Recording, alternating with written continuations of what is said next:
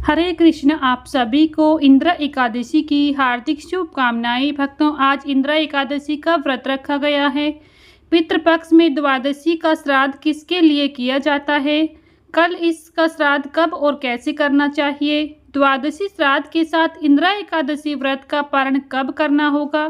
कल एकादशी व्रत का पारण कितने बजे करना उचित रहेगा? जानने के लिए वीडियो पूरा देखें।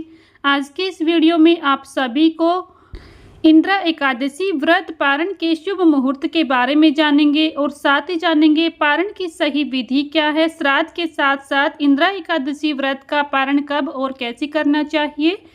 पारण की संपूर्ण जानकारी आज की इस वीडियो में आप सभी को प्राप्त होगी, इसलिए वीडियो को आप सभी अंत तक जरूर देखें। वीडियो पसंद आए तो इसे लाइक शेयर करें।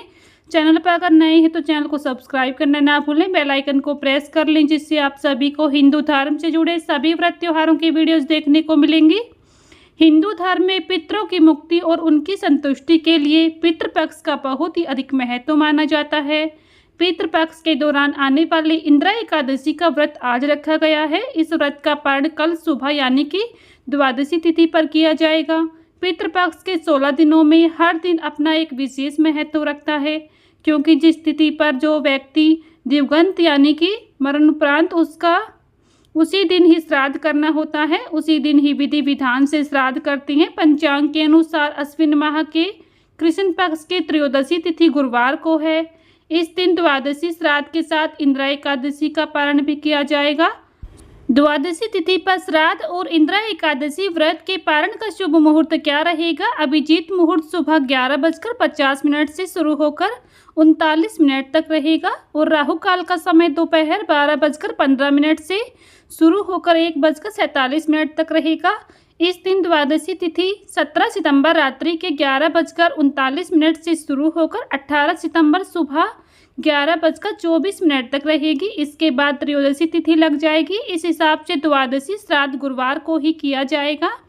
पुराणों के अनुसार द्वादशी श्राद्ध उन पूर्वजों के लिए किया जाता है जिनकी मृत्यु द्वादशी तिथि पर हुई हो या जिन्होंने अपने जीवन काल में संन्यास लिया हो। इसे मुख्य रूप से सन्यासी श्राद्ध भी कहा जाता है, क्योंकि यह सन्यासियों के श्राद्ध का दिन होता है। इस श्राद्ध को करने से धन धान्य आरोग्य विजय और दीर्घायु प्राप्त होती हैं। पितृपक्ष में पार्वण श्राद्ध के लिए कुतुब और रोहिणी मुहूर्त शुभ माने जाते हैं। श्राद्ध के अनुष्ठान अपराह्न काल तक पूरे कर लेने चाहिए। अंत में तर्पण किया जाता है, जिससे पितरों को शांति और तृप्ति मिलती है। इस दिन श्राद्ध करने के लिए घर की साफ सफाई करें, गंगा जल गौमूत्र से घर को शुद्ध करें, साथ ही दक्षिण दिशा की तरफ मुख रख के तर्पण करें।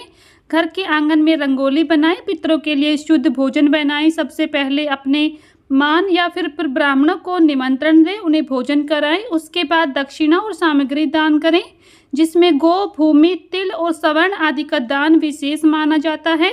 श्राद्ध में फूलों का उपयोग करें। दूध, गंगाजल, शहद, सफ़ेद कपड़े और तिल का विशेष महत्व माना जाता है।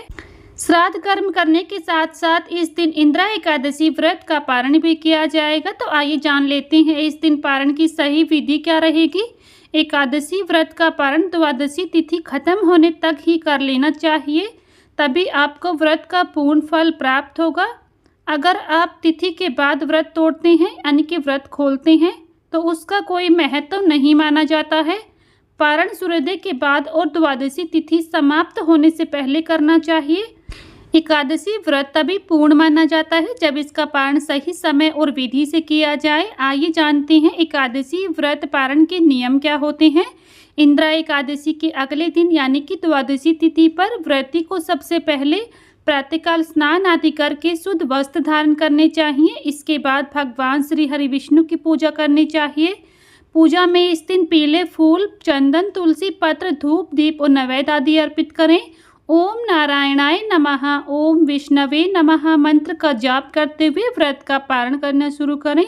पूजन के बाद मंदिर में पुजारी को किसी ब्राह्मण को अन्न, पीले वस्त्र, दक्षिणा, फल आदि का दान करना चाहिए। फिर जल के साथ तुलसी दल ग्रहण करें।